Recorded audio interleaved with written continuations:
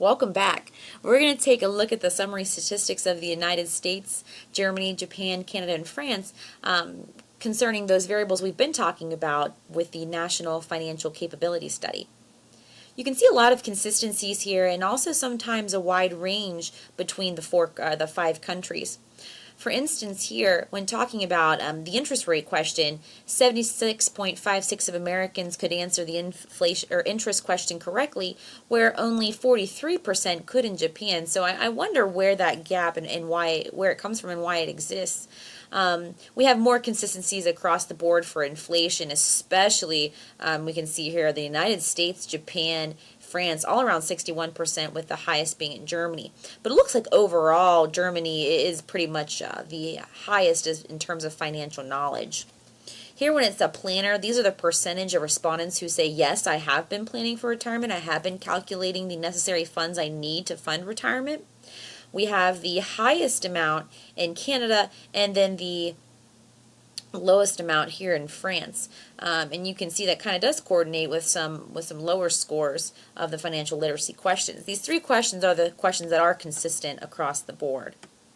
And then we have those with bachelor's degrees and beyond. And then I only had financial education for the United States and Japan. And what that meant is the percent of respondents who said, yes, I did receive and attend some type of financial class, course, seminar. And look here in Japan, 6.6% of people in Japan said they have received and participated in financial education. I found that quite alarming.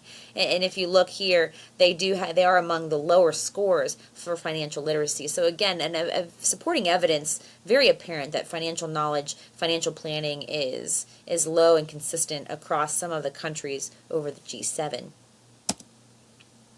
So lastly, just a reflection as far as what my data has told me and what I had thought.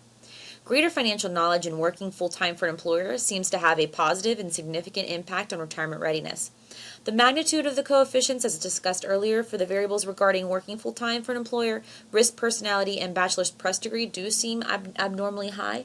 I would like to explore why that is and to see if I need to alter my model in some way.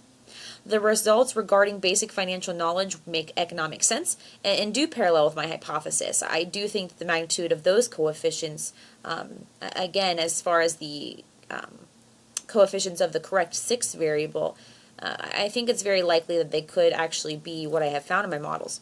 Policymakers should be concerned with persons unemployed and the financial education of people already in the workforce. I think that's what could positively impact the issue of financial knowledge and its effect on retirement planning. Bummer, I could not find any significance with self-perceived math ability. There was no significant effect on retirement readiness. Maybe it's an instrumental variable talking about financial education and financial knowledge questions.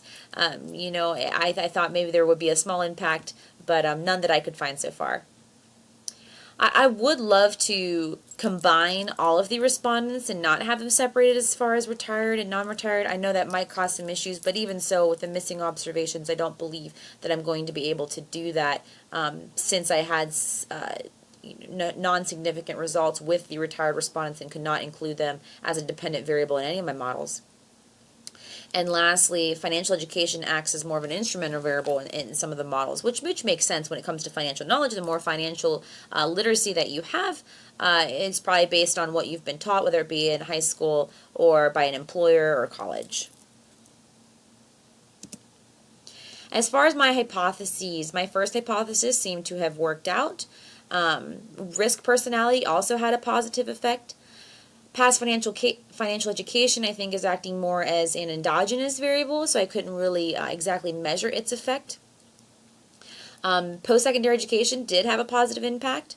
Full-time employment did have a positive impact. And mathematical ability did not. But I think a lot of my hypotheses are explained here in this model and supported. Thanks for watching.